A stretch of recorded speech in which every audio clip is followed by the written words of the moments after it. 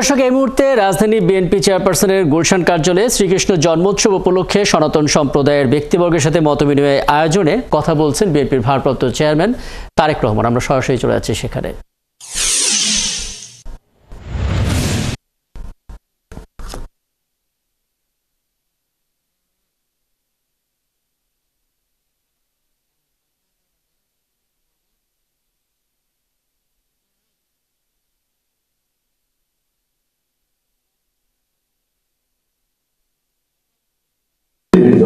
বিতাড়িত স্বৈরাচার গত 5ই আগস্ট দেশ থেকে পালিয়ে যাওয়ার পর থেকে আপনাদের কারো বক্তব্য উঠে এসেছে।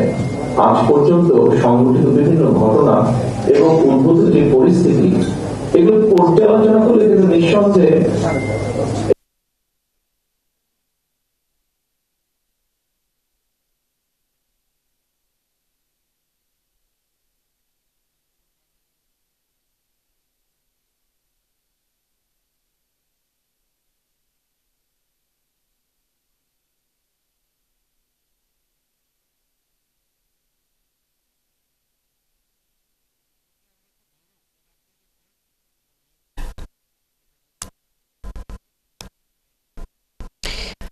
দর্শক, আমরা দেখছিলাম বিএনপির ভারপ্রাপ্ত চেয়ারম্যান তারেক রহমান কথা বলছেন এবং এই বক্তব্যের আরও বিস্তারিত থাকবে আমাদের সংবাদ সংযোগের পরের অংশে।